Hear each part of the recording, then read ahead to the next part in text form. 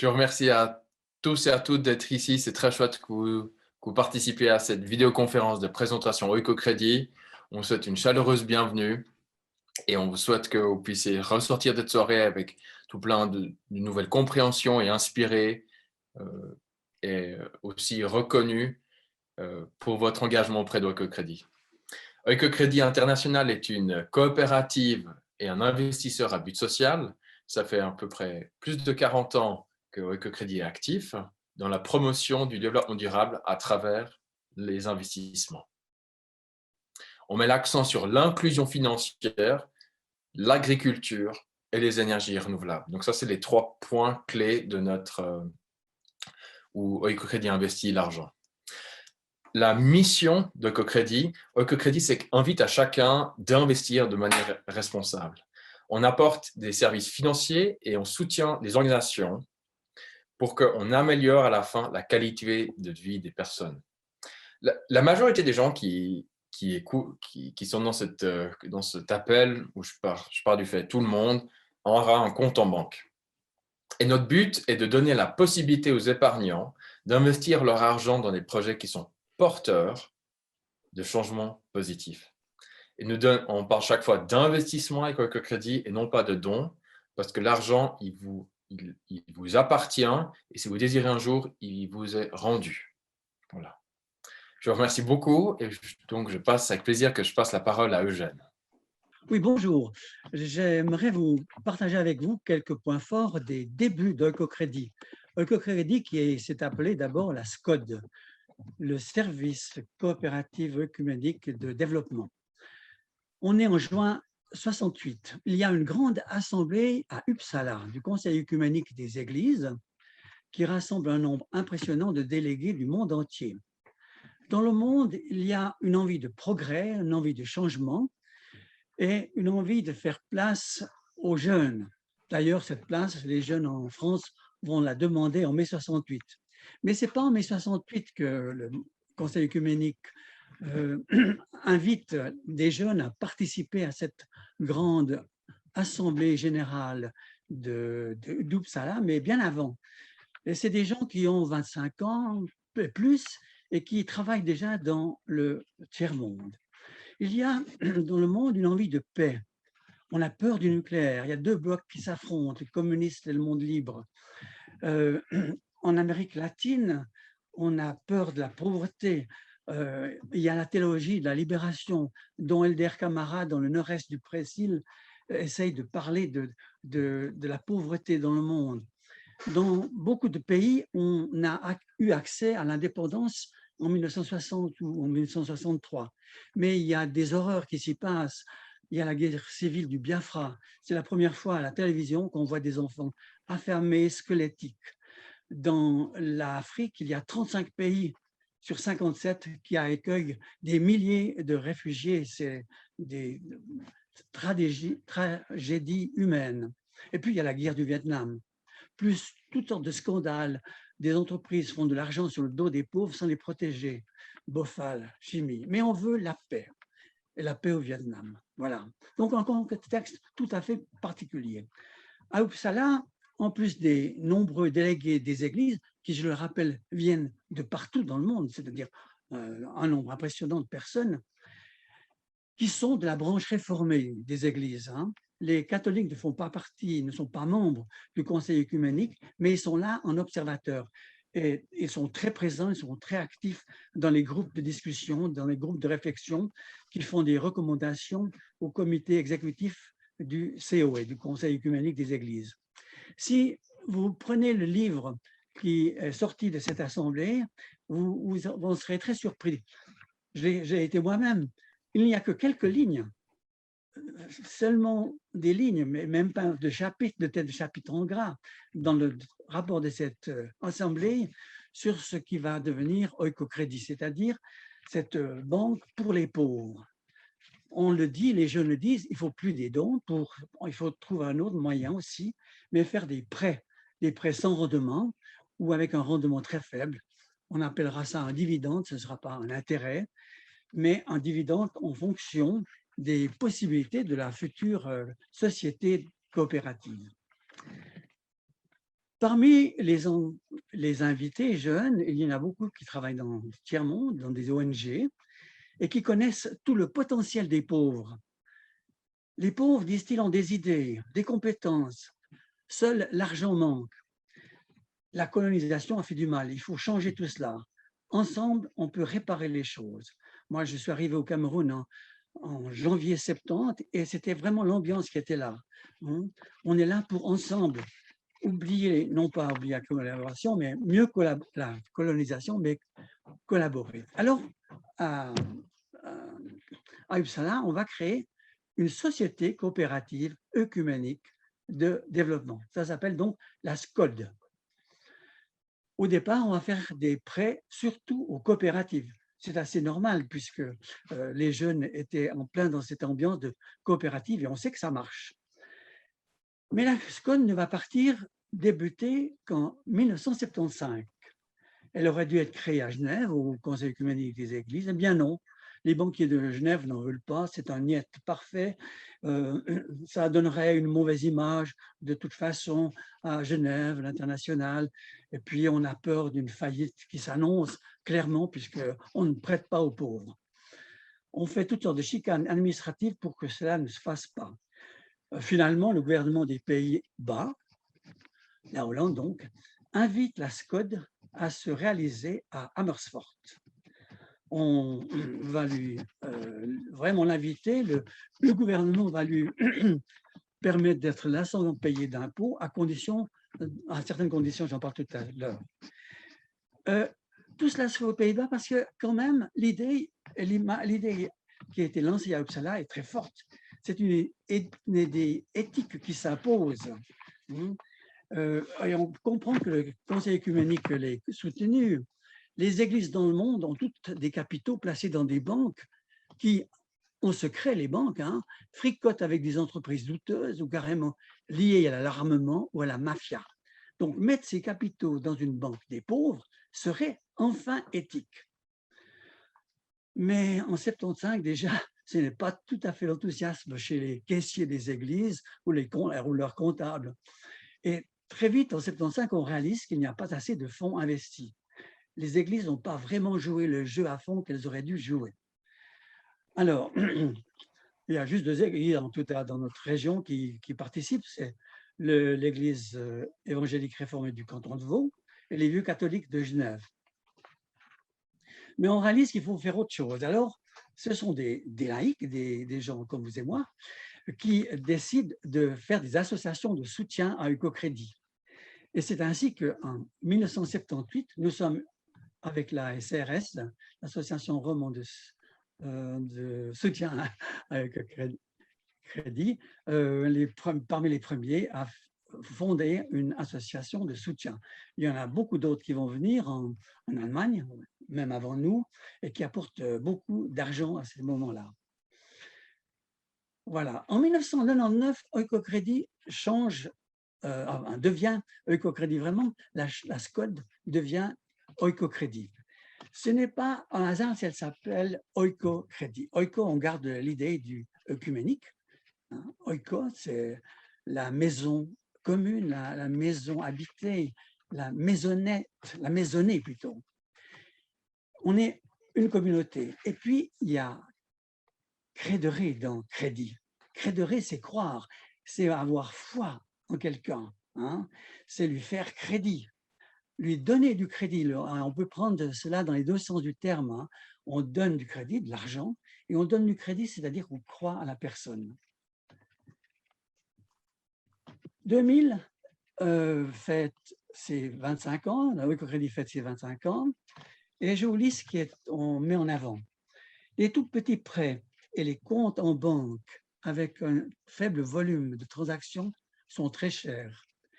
Et les établissements bancaires ne sont pas tous en mesure d'assurer de tels services. Mais nous, Eucocrédit, on le fait. Finalement, pour finir, on fait en sorte que ce sont les plus faibles qui puissent avoir des crédits. Nous ne cherchons pas à maximiser les dividendes ou la création de valeur pour les actionnaires, comme le fait le monde financier. Bien au contraire. Donc, disposition spéciale des autorités fiscales néerlandaises exemptent Eukocredit de payer des impôts tant que les dividendes ne dépassent pas un maximum de 2%. Voilà, on y est. En 2004, on a du microcrédit un peu partout. Il faut dire qu'à Amersfoort, il y a un personnage qui s'appelle Thorgoul, qui est le président, le secrétaire général, qui est un homme extraordinaire, très doué, et il instaure un climat de participation et de prise au sérieux du petit crédit. Je vous montre un autre moment important. Où est-ce que je l'ai mis? Voilà, je crois qu'il arrive là. C'est qu'en 2005, l'ONU fait du microcrédit une année du microcrédit. Et en 2006, apparaît le prix Nobel, je le montre, qui est Mohamed Yunus, qui a créé le microcrédit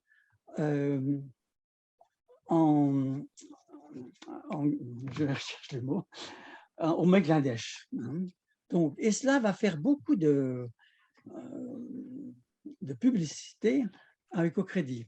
Vous voyez à sa droite Thorgoul, qui reçoit le prix du Nobel avec notre ami Yunus, Mohamed Yunus. Et de là part, je pense, la promotion de Eukocredit. En 2005, quand j'étais à la fête des 30 ans à Bonn, on pensait qu'on arriverait bientôt à 300 millions. Et vous savez que maintenant, on est de loin à bien avoir dépassé ce chiffre-là. Enfin, une petite photo people pour vous faire plaisir à tous ceux qui n'ont pas pu voir la reine plus tôt. Excusez-moi, non, je ne dis rien. C'est Maxima de Hollande qui soutient beaucoup, la princesse Maxima de Hollande, qui soutient beaucoup Eukocredit. Voilà, je passe la parole à Cheryl Jackson. Merci Eugène. Je vais aussi partager mon écran un instant. Voilà, donc je m'appelle Cheryl Jackson. J'ai fait partie du comité Eukocredit Suisse romande entre 2010 et 2019. Depuis 2019, je fais partie du conseil de surveillance d'Eukocredit International. Je vais prendre le relais en parlant d'Eukocredit International aujourd'hui, sa structure, ses réseaux et son travail. Comme a dit Eugène, Eukocredit a été fondé en 1975 comme canal d'investissement éthique. C'est une des seules organisations coopératives actives au niveau mondial. Sa structure vise à promouvoir efficacement l'investissement socialement responsable partout dans le monde à partir de son siège aux Pays-Bas. Le bureau international à Amersfoort est constitué d'une équipe d'environ 70 personnes et en Europe, ce bureau est appuyé par une équipe de 8 personnes dans divers bureaux nationaux en Autriche, en Allemagne et en France. Voilà, donc comme on a vu, le but d'Eukocredit est de mobiliser des crédits et des moyens financiers afin de promouvoir le développement des régions pauvres du monde. La coopérative est financée par des particuliers et des organisations qui veulent utiliser leur argent pour un changement positif. On voit ici les pays où les personnes physiques ou morales peuvent investir dans Eukocredit via les associations de soutien et les bureaux nationaux d'Eukocredit International. Les associations de soutien comme le nôtre et leurs membres représentent 70% du capital d'Eukocredit. Elles servent de relais entre les membres et Eukocredit International. Comme vous le savez, en Suisse, les personnes physiques ou morales qui souhaitent investir dans Eukocredit deviennent membres d'une association de soutien, la nôtre ou l'association LMNI qui est basée à Winterthur. Et selon les termes d'un contrat de fiducie, le membre charge l'AS de souscrire à des parts sociales Eukocredit. L'AS tient les parts sociales pour les comptes de ses membres et verse ou réinvestit les dividendes selon les indications données par les membres. Oecocredit a également des associations de soutien qui sont des associations indépendantes en Allemagne, aux Pays-Bas et en Belgique. Les capitaux dont Oecocredit dispose proviennent donc de ses membres et les associations de soutien condamnantes sont membres bien de la coopérative Oecocredit internationale. Les autres membres de la coopérative internationale, comme a dit Eugène, sont principalement des églises et des organisations rattachées aux églises, ainsi que d'autres partenaires ou institutions qui partagent les valeurs d'Oecocredit et qui veulent promouvoir le développement durable. À la fin de l'année passée, Oecocredit comptait 552 membres, y compris 23 associations de soutien, pour un total de plus de 58 000 investisseurs.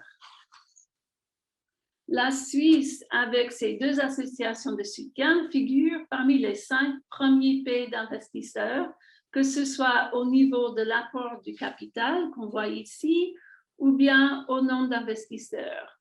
Et on voit ici, avec nos 3,4 milliers d'investisseurs et membres suisses, on est bien représentés.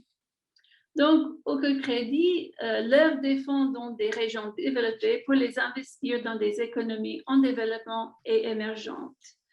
Le processus de développement est favorisé par des prêts à conditions raisonnables, les investissements en fonds propres et le renforcement des capacités.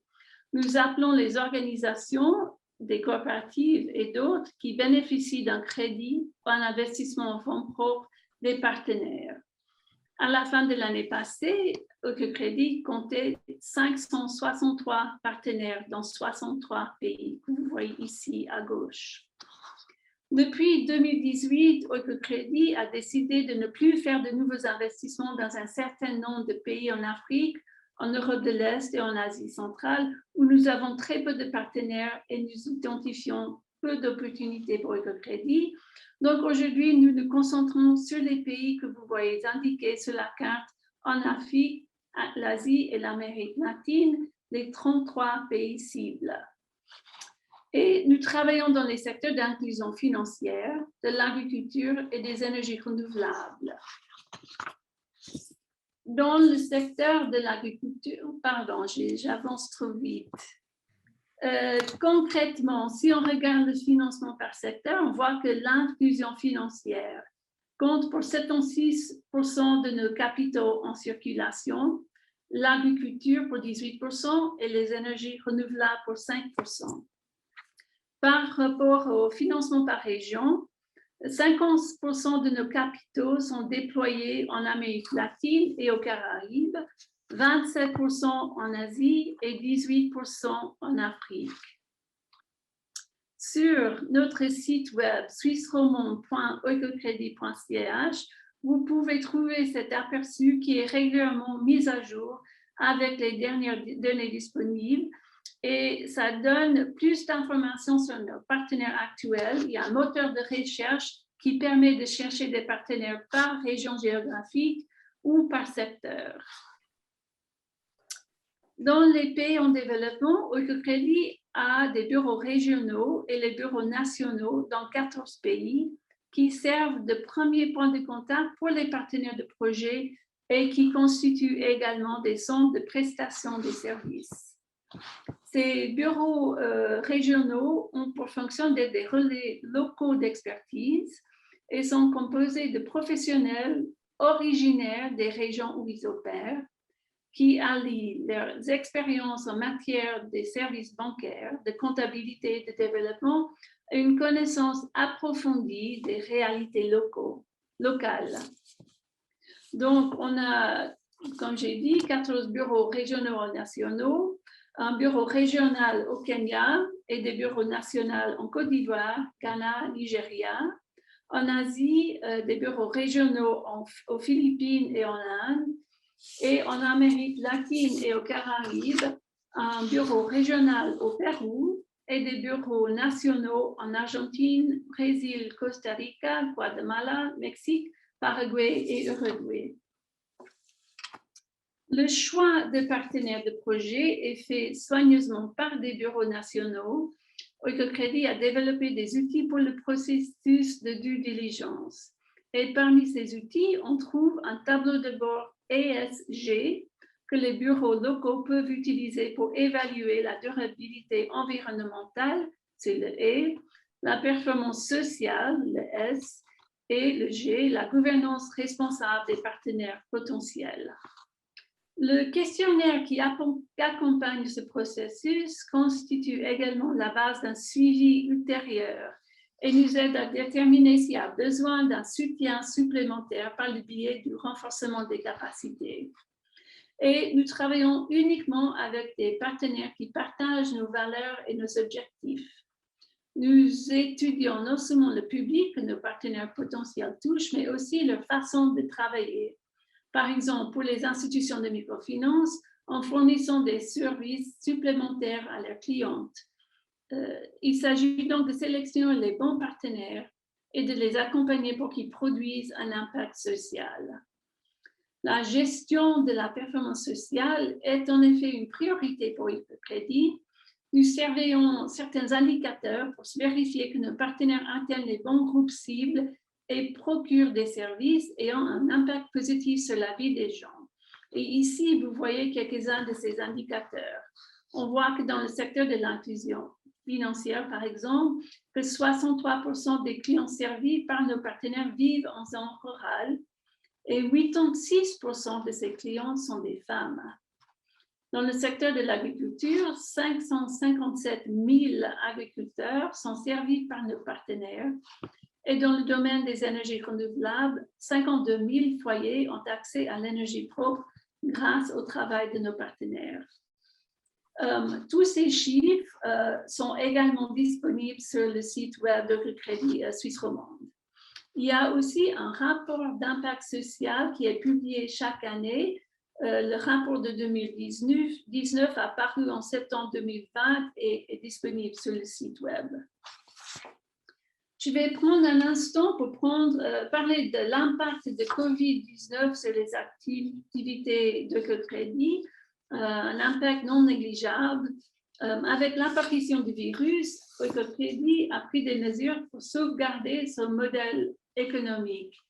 Il a été décidé de ralentir la croissance et de suspendre l'octroi des crédits à de nouveaux partenaires jusqu'à ce que certains des pires effets de la crise commencent à se dissiper. Néanmoins, la performance financière d'Oikocredit en 2020 a tout de même subi des conséquences du COVID-19 et la coopérative a enregistré une perte nette de 22 millions d'euros ainsi qu'un léger recul des actifs consolidés. Le portefeuille de financement du développement d'Oikocredit, qui est composé de prêts et de prises de participation, a été réduit du fait du gel temporaire des nouveaux partenariats, ainsi que la baisse d'activité économique des partenaires actuels et des effets de change. Les revenus d'intérêt ont diminué du fait de la contraction du portefeuille, des délais de paiement octroyés par Oikocredit à ses partenaires en difficulté et de la baisse de la valeur en euros des remboursements en monnaie locale et en dollars.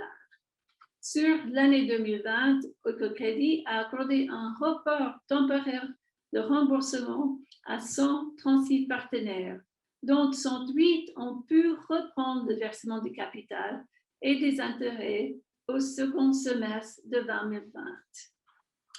Sur la base des pertes en 2020 et des perspectives financières à moyen terme, le conseil d'administration d'Oikocredit, appuyé par le conseil de surveillance, proposera à l'Assemblée générale de juin 2021 de n'attribuer aucun dividende pour 2020 afin de protéger les réserves d'Oikocredit et le capital de ses membres et surtout d'aider les partenaires actuels et nouveaux à reconstruire durablement les entreprises après la pandémie. Le rapport annuel 2020 vient d'être publié, vient de sortir le 15 avril et est aussi disponible en anglais malheureusement, mais sur notre site web. L'engagement et la réactivité des collaborateurs ainsi qu'une restructuration organisationnelle réalisée en 2019 ont aidé Oikocredit à faire face rapidement et efficacement aux effets de la pandémie et à proposer un soutien à ses partenaires. Nos partenaires ont particulièrement apprécié des formations à la gestion des crises, les webinaires réguliers, les reports de remboursement dont je parlais il y a un instant, le refinancement en cas de besoin et les aides financières octroyées par notre Fonds de solidarité contre le coronavirus. Si les effets de la pandémie ont eu un impact sur les revenus, les actifs et le portefeuille de la coopérative, la continuité opérationnelle a été assurée grâce à la fidélité de ses investisseurs.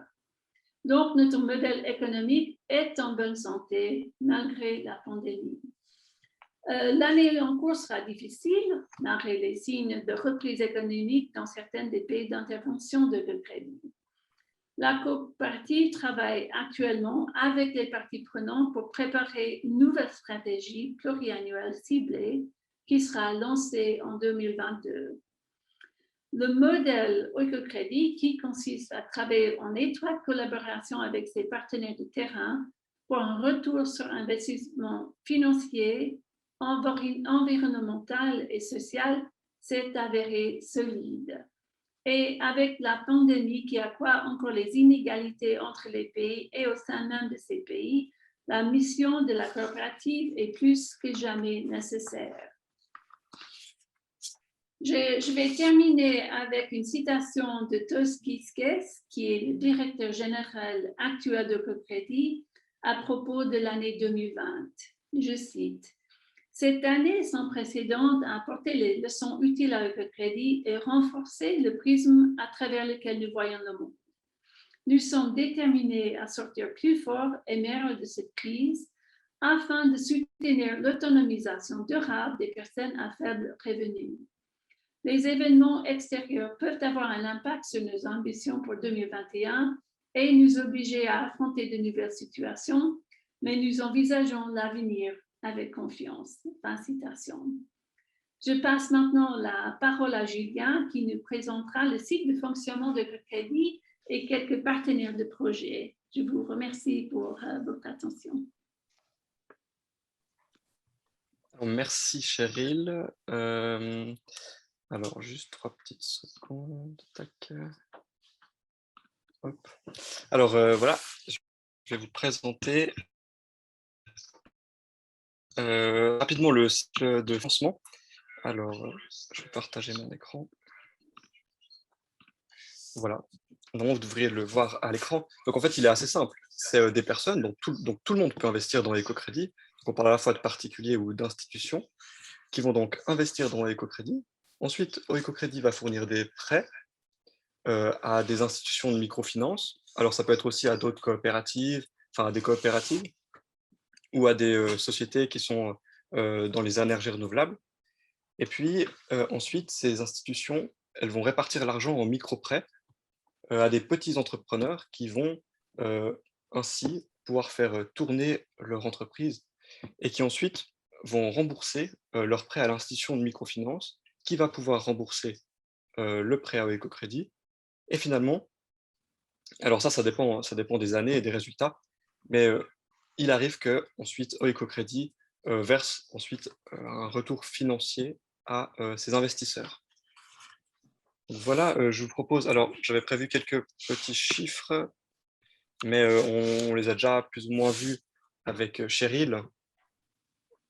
Peut-être là, un chiffre intéressant dans le secteur de l'agriculture, c'est qu'en fait, nos partenaires dans l'agriculture fournissent également d'autres services à leurs clients, notamment de la formation, mais également par exemple de la vente ou de la fourniture d'intrants, mais aussi des crédits ou encore de la formation, des formations de sensibilisation à l'environnement.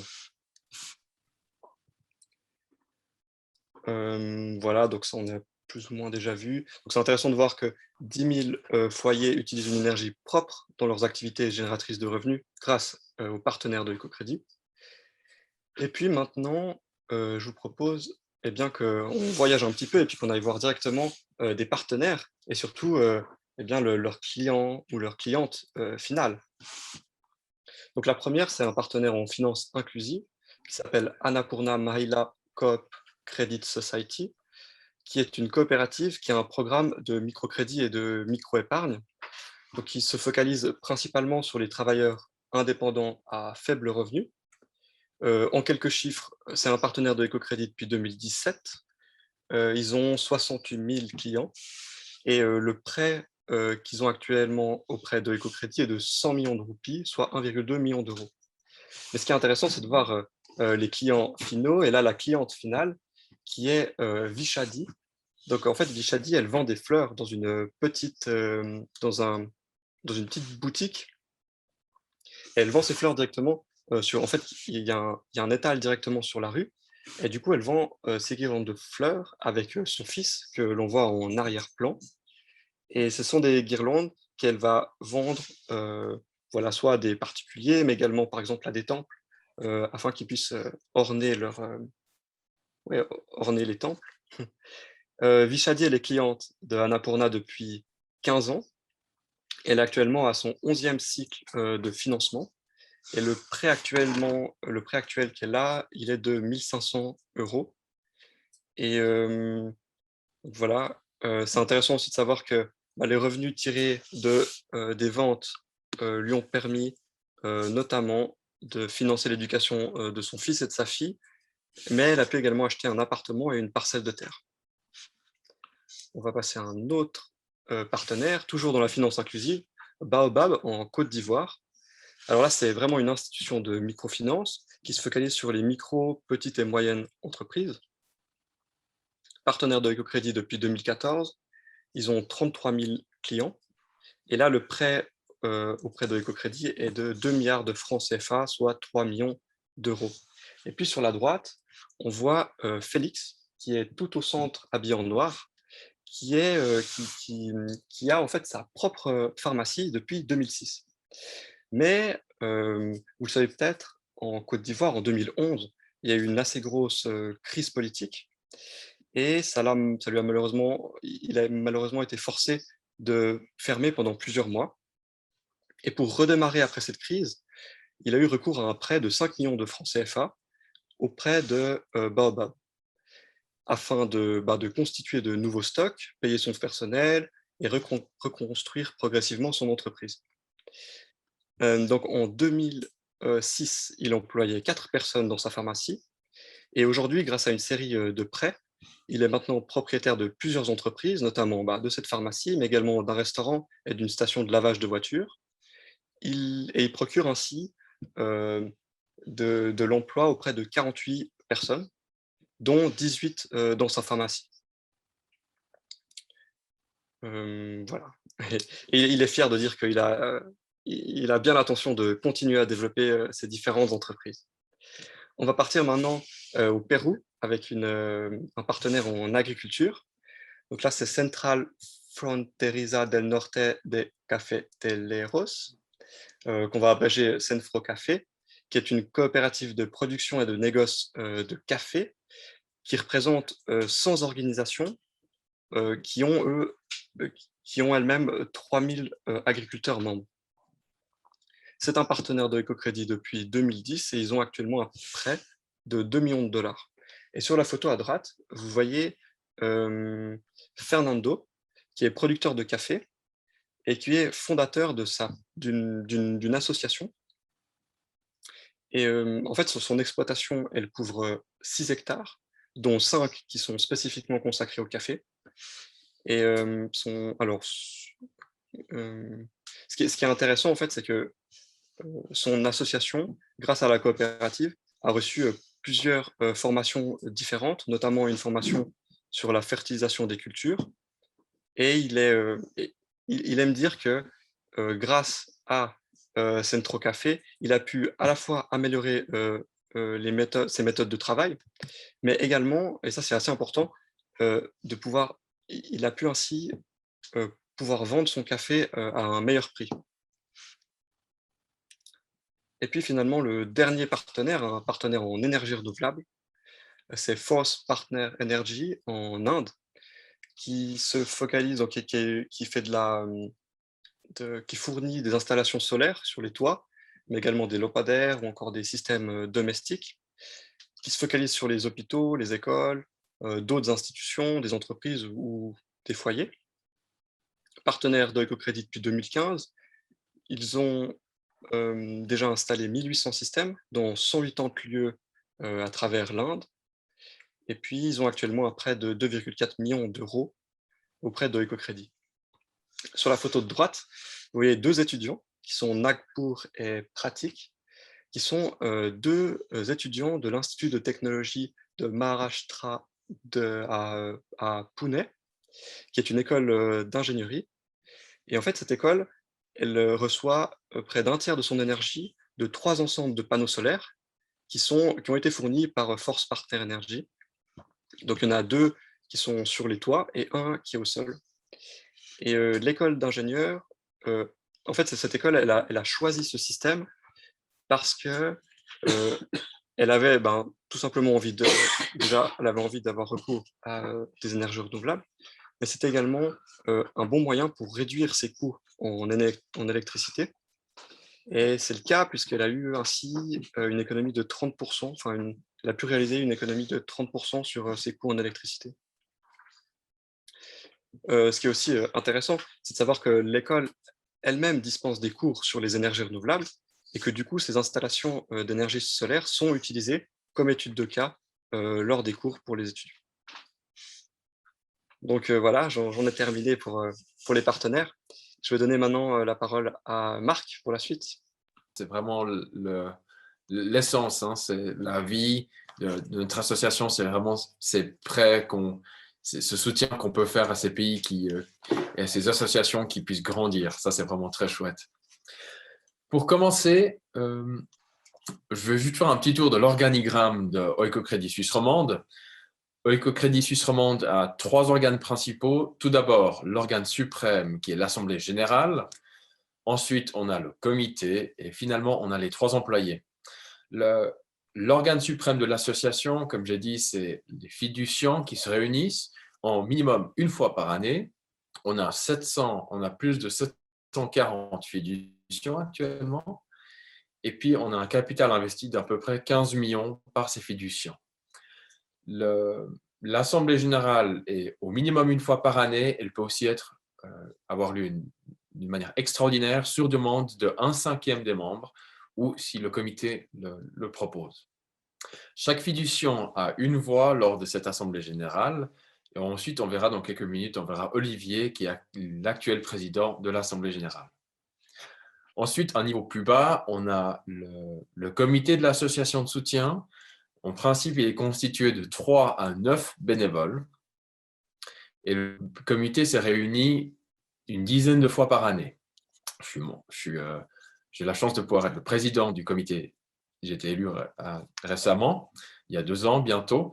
Et puis, on se réunit une dizaine de fois. Et puis, on a les 3 rôles principaux que je vois. C'est d'abord, on encourage l'investissement responsable. 2, on veille au respect des normes. Et 3, on est là pour soutenir les employés dans leur mission. Finalement, on arrive aux 3 employés qui sont ceux au front, qui tous les jours qui travaillent pour l'association. Juste pour clarifier, le comité est, par définition, selon les statuts, le comité est bénévole, tandis que les 3 employés, eux, sont rémunérés. Nous avons 3 employés à temps partiel. Tout d'abord, la secrétaire Valérie, qui est plus de 10 ans avec nous. Ensuite, on a Rosita, notre comptable, qui nous a rejoint l'année dernière. Et ensuite, le responsable communication et réseaux sociaux, Julien, qu'on a pu voir précédemment. Ce sont justement, comme j'ai dit, les personnes qui sont le plus directement au front. Ensuite, on a aussi des relations avec nos collègues, par exemple, notamment avec la grande sœur suisse allemande, avec qui on a des rapports assez étroits, notamment pour tout ce qui est de la compliance, donc tout ce qui est la conformité législative, comme on a les mêmes exigences légales qui viennent du gouvernement fédéral, on peut travailler et puis faire une répartition des tâches à ce niveau. Et ensuite, aussi, on partage les publicités, notamment l'Oecolink. Avec nos collègues francophones, on a aussi des partages qui sont surtout sur les réseaux sociaux. Voilà. Ensuite, on va continuer avec Valérie, notre secrétaire, qui va continuer la présentation de Ecocrédit Suisse romande et comment investir. Voilà, bonsoir. Alors, pour investir dans Ecocrédit, il suffit de nous faire une demande de dossier. Alors, les dossiers sont environ de 11 pages et ils comprennent plusieurs sortes de documents. Donc, le premier document, c'est la demande d'adhésion à l'association. Ok, pardon. Ensuite, il y a la souscription à des parts. Il y a aussi un document qui s'appelle formulaire A. Et celui-ci détermine l'ayant droit économique, c'est-à-dire la personne à qui appartiennent les fonds concernés. Le quatrième document, c'est un formulaire qui s'appelle le formulaire FATCA. C'est un document qui détermine votre statut de non-US personne ou US personne. Et il comprend toute une série de questions auxquelles il faut répondre oui ou non. Voilà. Et le dernier document s'appelle l'autocertification de résidence fiscale qui sert en fait à identifier la résidence fiscale de la personne. Et voilà, une personne qui réside en dehors de la Suisse, ces documents-là nous seront utiles pour d'autres exigences. Ensuite, oui, avec ce dossier, il faudra fournir aussi une photocopie certifiée conforme d'une pièce d'identité. Et une fois que tous ces documents ont été reçus et contrôlés, on peut aller de l'avant pour l'ouverture du compte. Pour le compte cadeau ou le compte bénéficiaire, pour ouvrir ce compte, il faut être membre de l'association, donc avoir rempli tout un dossier déjà. Et après, il y a simplement une feuille A4 où on a besoin de quelques renseignements concernant la personne à qui on veut offrir des parts. Ensuite, pour les remboursements, on doit avoir un courrier écrit et signé de la part de la personne qui demande le remboursement. Voilà, je crois que pour les documents, c'est à peu près ça. Et je passe la parole à Olivier. Voilà, bonsoir à vous tous. Il me revient de vous parler quelques instants du rôle des membres du comité d'Oecocrédit. Alors, vous vous rappelez ce qui vous a été dit. Donc, Oecocrédit, une coopérative internationale qui a des partenaires un peu dans le monde entier, qui a des membres. Et parmi ces membres, il y a des associations de soutien. Il y en a 2 en Suisse. Et notre association de soutien, donc, qui est en Suisse romande, est présidée, si vous voulez, par l'Assemblée générale, qui a le pouvoir suprême, on va dire, et un comité qui est une instance composée de membres élus précisément par l'Assemblée générale. Donc, le comité a la confiance de l'association pour prendre des décisions, pour défendre les intérêts de l'association, puisqu'ils sont mandatés pour ça. On pourrait dire que c'est en quelque sorte l'exécutif de l'association. Alors, ces membres travaillent en équipe, bien sûr, sous la présidence de l'un des membres, choisi pour cela par le comité, en l'occurrence, c'est Marc Poset, que vous avez entendu tout à l'heure. Et ce comité se réunit régulièrement, enfin, en tout cas habituellement, en ce moment, bien sûr, de manière plus régulière, mais sinon, il y a des réunions régulières, environ 1 fois par mois, et qui sont fixées selon les disponibilités de chacun.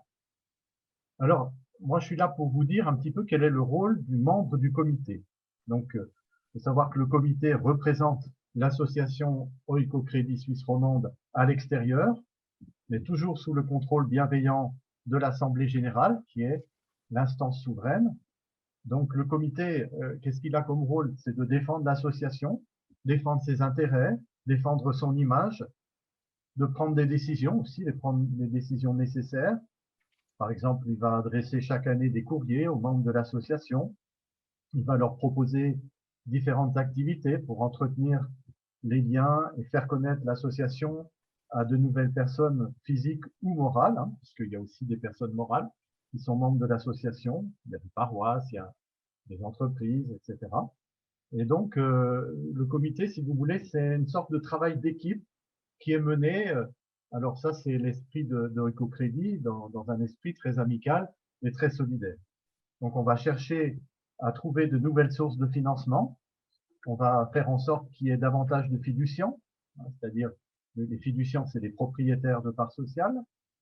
Et on va faire de la publicité, par exemple, aussi dans certains journaux, par certains réseaux sociaux, pour essayer de faire augmenter le nombre de fiduciants. Et c'est vrai que on est très content parce que ce nombre augmente régulièrement.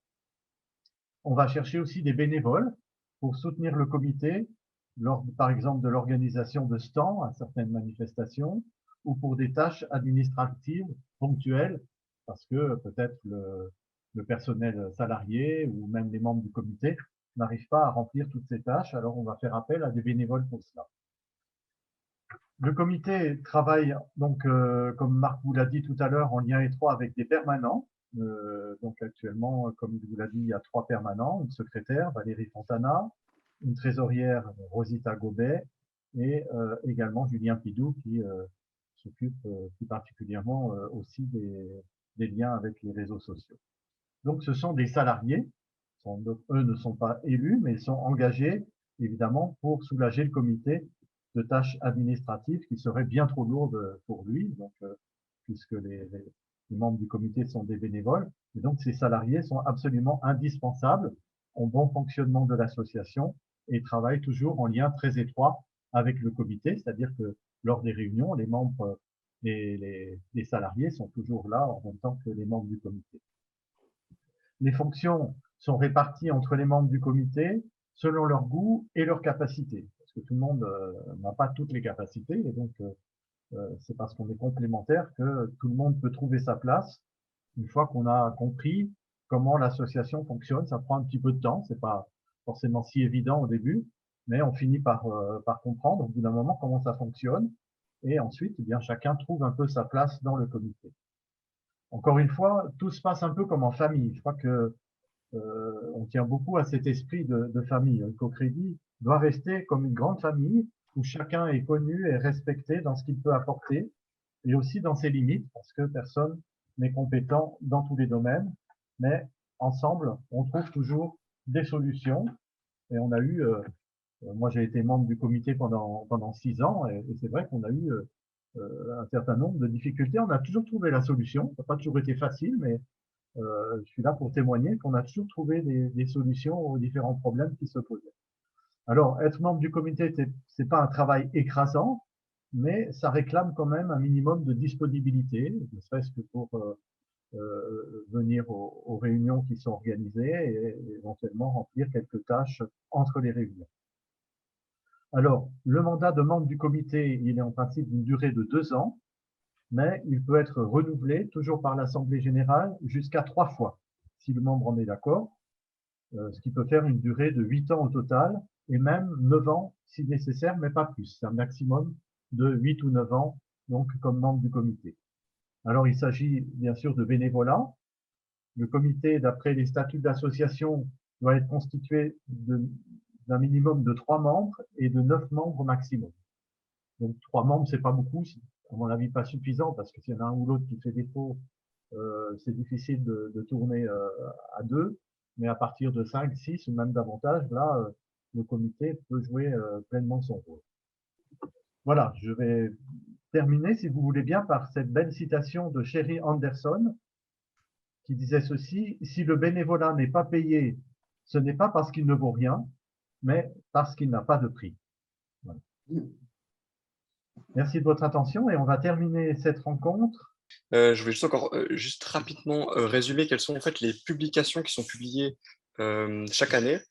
Tout d'abord par Ecocrédit International. Donc, comme l'a dit Cheryl, chaque année il y a un annual report, donc un rapport annuel. Celui de 2020 vient de sortir il y a quelques jours.